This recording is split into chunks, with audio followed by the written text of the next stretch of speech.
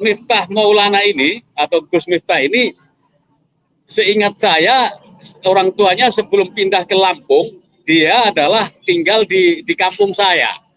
Satu kampung, bahkan ibunya itu satu jamaah, satu majelis yasin, majelis tahlil dengan ibu saya. Jadi saya mengenal baik. Bahasanya pun sebenarnya logatnya, langgamnya, diksinya, itu nomenklaturnya itu ya sama persis dengan saya karena memang satu kampung ya. Nah, apakah dia Gus atau dia keturunan kiai besar atau semacamnya? Di kampung saya itu sejak saya lahir tahun 70-an awal hingga sekarang ini nyaris tidak ada pendatang. Pendatang itu ya orang mungkin satu atau dua yang kawin nikah dengan orang dari jauh ya. Tapi memang tidak ada pendatang yang secara alami datang ke situ di luar pernikahan. Ada pendatang karena proses pernikahan. Nah, satu kampung, satu desa itu kita saling kenal. Kita bahkan itu ada semacam 2 atau 3 bani, 2 atau 3 keluarga besar, pohon keluarga.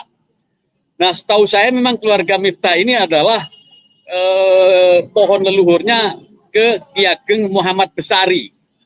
Jadi bukan Ki Ageng Hasan Besari, ada kesalahan fatal di sini. Ki Ageng Muhammad Besari itu adalah kakeknya Ki Ageng Hasan Besari. Ki Ageng Muhammad Besari ini punya putra namanya Kiai Ilyas.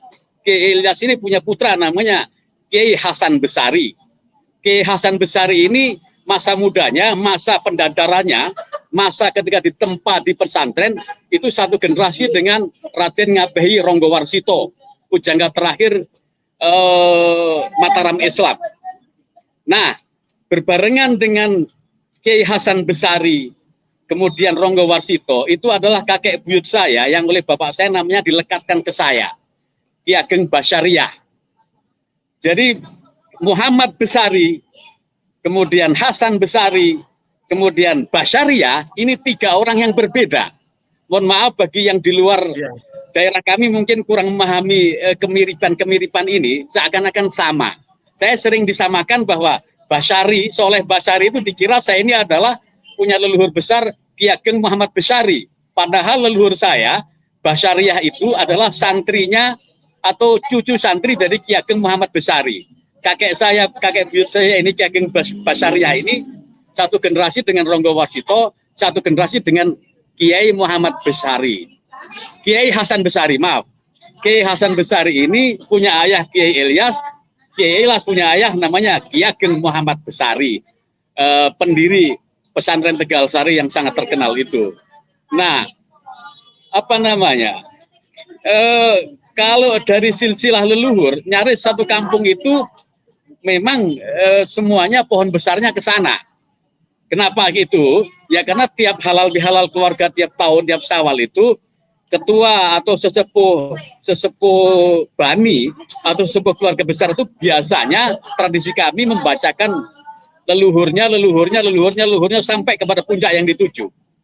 Kalau dia menyebut turunan ke-9, ya berarti bapaknya selalu bercerita bahwa Miftah Maulana ini atau Gus Miftah ini adalah cucu atau keturunan ke-9 dari Ki Ageng Muhammad Besari. Lagi-lagi Ki Ageng Muhammad Besari, bukan Ki Ageng Hasan Besari. Tidak ada Ki Ageng Hasan Besari itu. Yang ada adalah Ki Ageng Muhammad Besari. Ki Ageng Muhammad Besari inilah yang nanti insya Allah akan dijadikan nama atau perubahan nomenklatur dari IAIN Ponorogo menjadi UIN Ki Ageng Muhammad Besari. Mungkin itu dulu Mas Yusuf. Oke, artinya dari sisi silsilah Gus Miftah itu memang yang Anda kenal ini kan ada kawan kecil lah ya, kawan kecil Gus Miftah. Memang keturunan di situ keluarga kiai dan keluarga pondok pesantren. Begitu. Iya, Ki Ageng Muhammad Besari ini menamai pesantrennya itu Gebang Tinatar. Pesantren Gebang Tinatar. Sampai sekarang pesantren itu masih ada dan namanya sama. Nah, nama Gebang Tinatar ini kemudian menginspirasi pada pesantren-pesantren yang menginduk pekis itu dengan nama kampung atau nama yang sesuai dengan nomenklatur Jawa. Tidak ada nama Arab. Nama ini kemudian diadopsi oleh Gontor menjadi pesantren Gontor.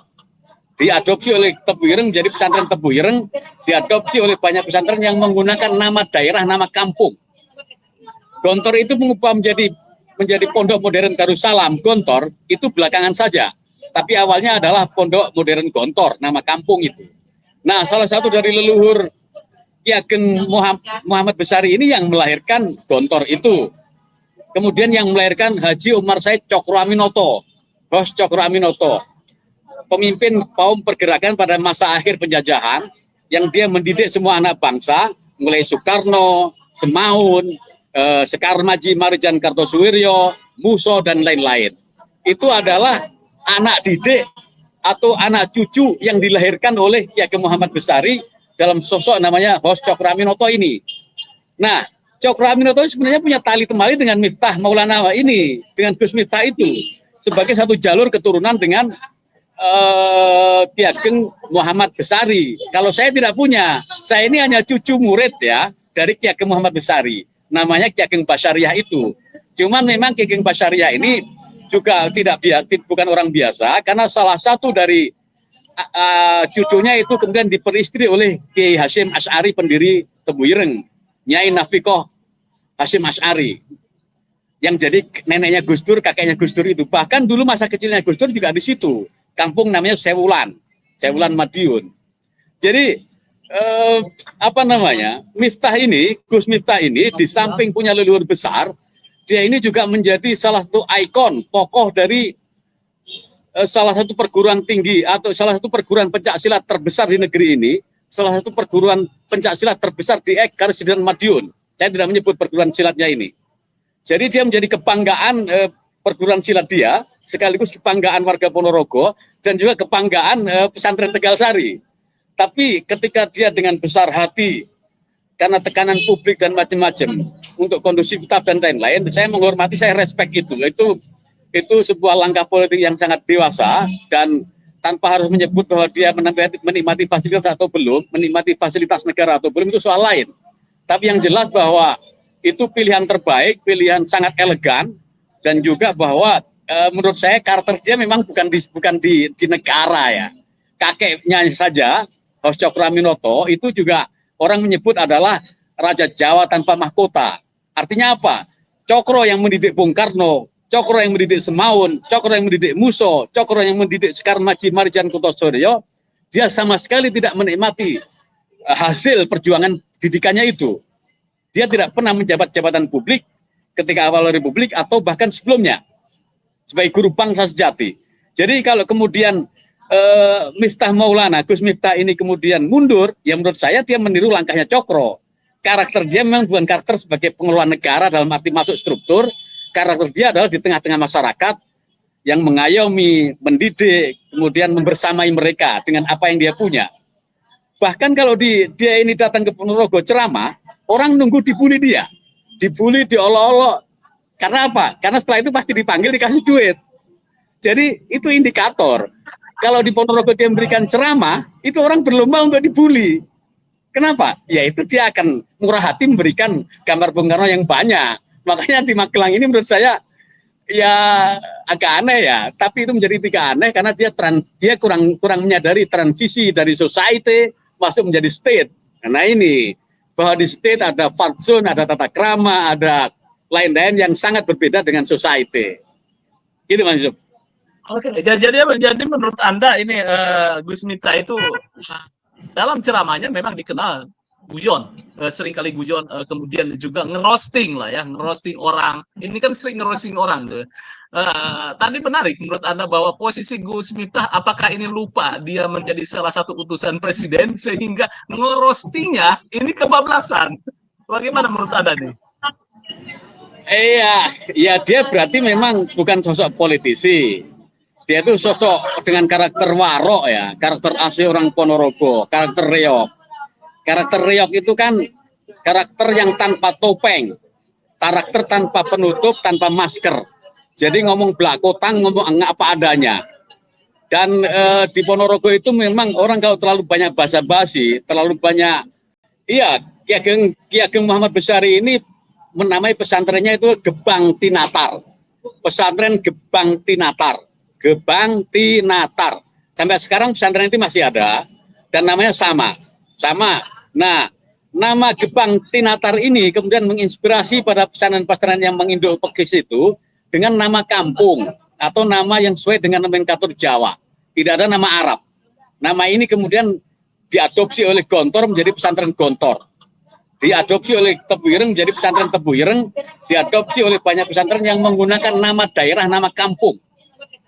Gontor itu mengubah menjadi Pondok Modern Darussalam. Gontor itu belakangan saja. Tapi awalnya adalah Pondok Modern Gontor, nama kampung itu. Nah, salah satu dari leluhur Ki Ageng Muhammad Besari ini yang melahirkan Gontor itu. Kemudian yang melahirkan Haji Umar Said Cokro Aminoto, Bos Cokro Aminoto, pemimpin kaum pergerakan pada masa akhir penjajahan, yang dia mendidik semua anak bangsa, mulai Soekarno, Semaun, Sekar Maji Marijan Kartosuwiryo, Muso, dan lain-lain. Itu adalah anak didik atau anak cucu yang dilahirkan oleh Ki Ageng Muhammad Besari dalam sosok namanya Hos Cokro Aminoto ini.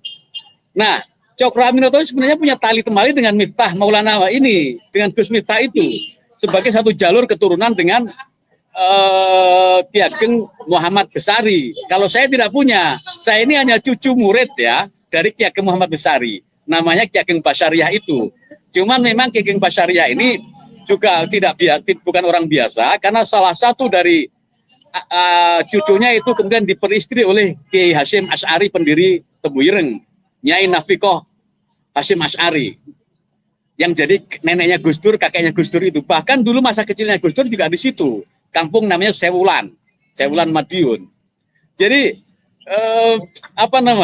Miftah ini, Gus Miftah ini di samping punya leluhur besar, dia ini juga menjadi salah satu ikon tokoh dari salah satu perguruan tinggi atau salah satu perguruan pencaksilat terbesar di negeri ini, salah satu perguruan pencaksilat terbesar di Karesidenan Madiun. Saya tidak menyebut perguruan silatnya ini. Jadi dia menjadi kebanggaan perguruan silat dia, sekaligus kebanggaan warga Ponorogo dan juga kebanggaan pesantren Tegalsari.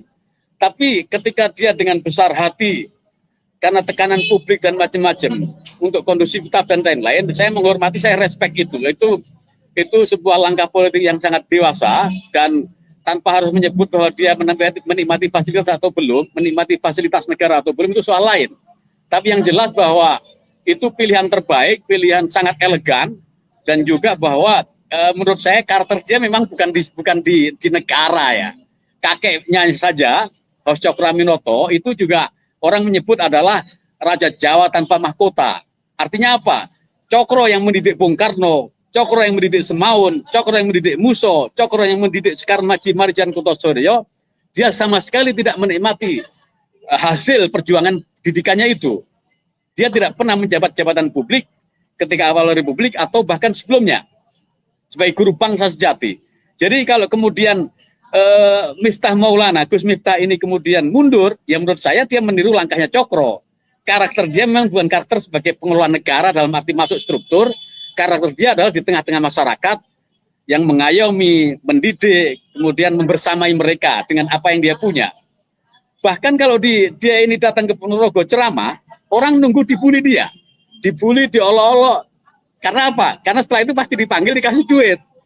Jadi itu indikator. Kalau di Ponorogo dia memberikan ceramah, itu orang berlomba untuk dibully. Kenapa? Yaitu dia akan murah hati memberikan gambar Bung Karno yang banyak. Makanya di Magelang ini menurut saya ya agak aneh ya. Tapi itu menjadi tidak aneh karena dia kurang menyadari transisi dari society masuk menjadi state. Karena ini bahwa di state ada fart zone, ada tata krama, ada lain-lain yang sangat berbeda dengan society. Gitu Mas Yusuf. Oke, jadi menurut Anda ini Gus Miftah itu dengan karakter warok ya, karakter asli orang Ponorogo, karakter reok. Karakter reok itu kan karakter yang tanpa topeng, karakter tanpa penutup, tanpa masker. Jadi ngomong belakotang, ngomong apa adanya. Dan di Ponorogo itu memang orang kalau terlalu banyak basa-basi, terlalu banyak anak kalimat dan macam-macam, atau garing lah istilahnya, yo ceramah itu ditinggalkan. Memang ceramah-ceramah yang isinya lucu-lucuan, joke, kemudian ada sedikit bully-bully, itu itu kembangannya di situ, daya tariknya di situ, daya pikatnya di situ. Dia kalau memberi ceramah normatif, menjelaskan ayat per ayat secara definitif, secara detail, kemudian menghadirkan seperti cara-cara di kampus, di pesantren skolastik seperti itu, dia pasti akan ditinggalkan oleh masyarakatnya yang kebanyakan abangan. Jadi itu sudah cocok dengan apa yang disampaikan dengan audien yang dia hadapi sebenarnya. Kalau kemudian ada persoalan yang kemudian digoreng-goreng dan semacamnya, seperti yang terjadi sekarang ini, menurut saya di samping karakter dia yang memang hidupnya itu di society dan kurang cocok di state, di samping itu ya mungkin ada yang menumpang kepentingan ketika dia tidak berada di state. Iya, dia sudah mengambil spesialisasi dakwah di tengah masyarakat ya. Jarang sekali pendakwah kita yang bisa bicara di lokalisasi. Jarang sekali pendakwah kita yang bisa bicara dengan orang-orang terminal. Jarang sekali pendakwah kita ini yang bisa bicara di diskotik. Dulu ada seorang waliullah atau diwalikan, dan memang waliullah di pesantren besar, namanya Gusmi. Dia mengambil spesialis dakwahnya itu di diskotik-diskotik di semua Surabaya. Jadi tidak ada satupun diskotik di Surabaya yang tidak pernah diinjak oleh Gusmi dari pesantren Ploso. Ini Pak D-nya Gus Kausar Ploso, Gusmi ini kalau nggak salah. Jadi ya ketika dia harus kembali normal dalam tanda kutip berdakwah seperti umumnya yang lain, berarti segmen yang selama ini dia bangun, segmen yang membesarkan nama dia ditinggalkan. Nah, wong ini udah terbukti berhasil, kehadirannya dibutuhkan, pencerahannya diharapkan, guyonannya, lawannya mencerahkan, meringankan beban masyarakat di lokalisasi, di terminal, di jalanan dan semacamnya. Kenapa harus ditinggalkan? Emang ada tiap pendakwah bisa untuk ngurusi orang seperti itu. Jadi menurut saya ini dalam target kerugian bagi kita, kerugian umat ya, karena tidak semua orang bisa berkomunikasi dengan grassroots, dengan orang punya segmen latar belakang seperti selama ini sasaran dakwahnya Gus Miftah. Nah, kalau Gusmi ini kan bisa masuk ke diskotik dan tidak terbawa irama atau arus dinamika serta budaya diskotik karena orang menganggap dia adalah levelnya wali. Nah, berarti kan kita harus dalam karakter ini, kalau memang yang bisa masuk ke lini-lini dakwah di kalangan hitam adalah orang dengan kualitas wali, berarti kan sedikit atau banyak sisi kewalian itu ada juga di Gus Miftah ini. Nah, walaupun mungkin dia sangat terganggu ya ketika ada sebagian tokoh yang mengolok-olok bahwa Miftah ini nggak bisa ngaji, Miftah itu bukan Gus, Miftah itu tidak bisa baca kitab dan semacamnya. Ini kan keakuan atau egoisme atau kalau menurut saya keangkuhan tersendiri ya, bahwa Islam itu atau bahwa dakwah itu tidak harus dihadirkan oleh mereka yang memang sangat piawai menguasai secara akademik semua ajaran atau semua pemikiran Islam. Kalau memang bicara soal ukurannya akademik atau muatan teoritik atau penguasaan tek-tek dasar fundamental Quran, itu menurut saya letaknya di kampus, bukan di masyarakat. Kalau masyarakat dididik dengan cara kampus, ya lari semua. Wong di kampus saja ketika Islam atau kajian ke Islam dihadirkan secara monoton normatif, itu pasti akan ditinggalkan oleh anak-anak. Anak-anak itu menjadi sabar di situ karena bayar dan semacamnya. Nah ini kan kita harus lebih jernih melihat persoalan ini. Di tengah arus hedonisme, dan hedonisme itu tidak bisa disentuh, agama tidak bisa menjangkau, tokoh-tokoh tidak bisa mengakses kehidupan hedonis, kaum hedonis itu. Nah ini Gus Miftah bisa. Dia bisa duduk bersama, bisa tergelak barengan, bisa berbagi kopi, bisa bertukar rokok dan semacamnya. Ada pendakwah seperti itu.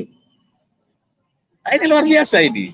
Ya. Bahwa dia di satu sisi memang penguasaan keislamannya menurut orang-orang pesantren asli, pesantren besar, para gus-gus seperti di kawasan Pantura Jawa itu adalah dia tidak menguasai. Memang Sunan Kalijogo itu fuqaha. Memang Kalijogo itu menguasai teori-teori kalam dengan baik. Emang Kalijogo itu hebat dalam persoalan hukum Islam. Fuqaha, Kalijogo menurut saya Miftah ini ya the next Kalijogo. Gitu loh. Kalijogo tidak bisa ngaji seperti Sunan Kudus. Sunan Kudus Ja'far Shadiq Al-Hamadani yang memang fuqaha, ahli fikih. Dari kecil belajar agama dari gurunya mulai kitab-kitab itu. Lah Sunan Kalijogo kan preman. Sama Miftah ini juga hidupnya di jalanan, dia pesilat. Dia pesilat, kemudian di tengah-tengah itu dia juga belajar di pesantren namanya pesantren Dipokerti Coper Jetis Ponorogo. Pesantren Dipokerti ini orang Ponorogonya menyebutnya pesantren jadukan, pesantren untuk kesaktian. Kebal, tidak mempan bacok, tidak mempan peluru, rambutnya dipotong pakai gunting tidak tedas dan semacamnya itu. Suwuknya, perdukunannya kuat. Nah, Miftah memang menempa diri di pesantren model itu. Jadi dia udah menyadari dari awal kenapa milih pesantren seperti itu, karena segmen dakwah yang dia pilih adalah dunia yang keras, dunia hitam, dunia yang sama sekali tidak bisa dijangkau oleh gus-gus besar di Pantura itu, atau mereka yang bermarkas di Keramat Raya 164 itu. Coba yang di Keramat Raya 164 itu melakukan apa yang dilakukan oleh Miftah semalam saja, bisa nggak dia? Ini tantangannya luas. Jadi dakwah itu tidak kemudian seukuran pesantren. Kalau kita tarik ke para waliullah, ada Abu Yazid Al-Bustami. Ya. Ini orang tidak tahu bahwa dia itu auliaillah. Orang tidak tahu bahwa dia itu salah satu dari wali Allah, Abu Yazid Al-Bustami ini. Kenapa? Hidup najib jalanan, hidupnya di lokalisasi, hidupnya dengan Bromo Corah dan semacamnya. Tapi kemudian ternyata Syekh Abdul Qadir Al-Jilani memang dia seorang wali dan performennya seorang wali, pakai jubah, pakai gamis, pakai tasbih ke sana kemari, sehingga orang pun tahu bahwa dia waliullah. Nah, Abu Yazid Al-Bustami ini nggak ada yang tahu. Ya, Abu Yazid Al-Bustami sekarang ini yang Miftah itu, gitu loh. Saya mananya begitu, Pak Yusuf. Punya kebanggaan terhadap Gus Miftah dan dia mundur ya dari utusan khusus presiden. Iya, saya respect dengan karakternya, respect dengan pilihan dia untuk mundur. Kenapa? Ya kalau dia mundur dia mencontoh saudara lain atau kakeknya yang lain dari jalur lain, Haji Umar Said Cokroaminoto. Orang menyebut dia adalah seperti saya sebut tadi, Raja Jawa tanpa mahkota. Dia rela mendidik semua calon pemimpin bangsa dan dia rela tidak menikmati sedikit pun dari hasil didikannya itu. Pertama itu. Kemudian kedua, kakeknya Miftah Maulana Habibur Rahman ini, Ki Ageng Muhammad Besari ini, memang dia berhasil mendidik santri-santrinya untuk tidak kemaruk jabatan. Bahkan kakek buyut saya yang Ki Ageng Basaria itu, yang cucu santrinya itu, yang satu periode dengan Ronggo Warsito dan Hasan Besari, itu ketika membantu Pakubuwono III dari geger Pacinan Mas Garendi dan semacamnya, ketika dijadikan Perdana Menteri oleh Pakubuwono III setelah pemberontakan dihentikan, kakek buyut saya juga menolak itu. Kenapa? Karena saya ini seorang kiai, wilayah saya adalah pesantren dan masjid, wilayah saya di tengah-tengah masyarakat, wilayah saya adalah society. Padahal itu Perdana Menteri sebagai upah dia memadamkan pemberontakan, upah memberi suaka politik perlindungan Pakubuwono III ketika lari dari kejaran Mas Gerindri dan kawan-kawan, kemudian dia minta suaka kepada kakeknya Ki Hasan Besari yang namanya Ki Ageng Muhammad Besari. Sampai beberapa bulan kemudian dia diperintah untuk kembali ke Solo dan akhirnya memenangkan pertempuran merebut kembali istananya itu. Jadi bagi Miftah, kekuasaan atau semacamnya itu dia tidak meminta. Kalau memang ada yang meminta, ada yang memaksa meminta, ada yang mengkondisikan, men-setting untuk mengolah ini untuk meminta, ya dia akan diberikan dengan sukarela. Saya paham sekali karakter dia. Atau bahkan tanpa ini pun, misal ada yang ingin bahwa yang lebih merasa punya hak untuk menduduki jabatan dia, jauh-jauh hari sebelum peristiwa ini, ketika minta baik-baik pasti diberikan. Saya paham betul karakter dia, karakter pesantren Gebang Tinatar Tegal Sari, karakter cara mendidik Ki Ageng Muhammad Besari itu persis kayak dilakukan oleh Miftah. Oke. Dr. Soleh, apakah Anda tidak sedang membela Gus Miftah? Iya, saya menghadirkan fakta ya. Saya menghadirkan fakta lain tentang pesantren Tegal Sari, tentang Ki Ageng Muhammad Besari, tentang Kiai Muhammad, tentang Kiai Hasan Besari, cucunya ini, agar tidak disalahpahami oleh banyak orang. Dan saya miris kalau kemudian yang menyalahpahami itu adalah para kiai atau tokoh-tokoh yang selama ini hidup di pesantren. Artinya kan secara pesantren saja mereka lupa atau tidak peduli sehingga salah-salah. Tidak bisa membedain antara Ki Ageng Muhammad Besari dan cucunya Hasan Besari. Nah ini kan ini. Nah bahwa kemudian ada nuansa pembelaan dan macam-macam, saya menghadirkan bahwa karakter Tegal Sari seperti itu. Karakter Ponorogo rata-rata seperti itu, apalagi Miftah ini adalah salah satu pendekar dari perguruan pencaksilat terbesar di Indonesia ini. Jadi ini kebanggaan perguruan silat itu, dia kebanggaan warga Ponorogo yang hampir 40 dekade tidak bisa melahirkan mengirim tokohnya ke level nasional setelah Suprapto Sukowati dan Muhammad Isnaini. Itu sebenarnya yang punya jawaban adalah Kementerian Kominfo Digi ya, kementeriannya Mutia Hafid. Apakah netizen itu ada yang menggerakkan ya, atau itu alamiah? Kalau ada yang menggerakkan kan berarti ya memang ada yang dalam tanda kutip men-setting atau mengambil manfaat dari peristiwa ini, kan itu. Nah kalau kemudian itu alamiah, ya kita melihat bahwa dakwah-dakwah dia ini di kalangan milenial itu sangat dikagumi. Karena celetukannya, quote-quote-nya, kutipannya, itu selalu segar, renyah, dan representasi anak-anak muda yang tengah mencari jati diri. Nah yang ketiga, apakah netizen itu adalah representasi dari umur yang mana ini? Kalau yang umur anak muda, Gen Z, anak-anak yang mencari jati diri, itu umumnya adalah pengagum dia, segmen dakwahnya Miftah Maulana ini. Dan saya yakin bahwa ketika pengagum dan segmen dakwahnya, dia akan sangat memahami pola pikir, sangat memahami nomenklatur diksi yang dia pilih. Menurut saya itu nggak ada persoalan itu, netizen yang alamiah itu. Nah, tapi saya nggak punya jawaban itu apakah ada yang menggerakkan medsos yang sangat kencang seperti ini. Oke. Ya intinya memang Gus Miftah. Saya izin, Mas Yusuf. Closing statement bagaimana terhadap Gus Miftah ini? Bagaimana kira-kira closing statementnya? Dan beliau dengan rela mundur dari jabatannya sebagai utusan Presiden Prabowo.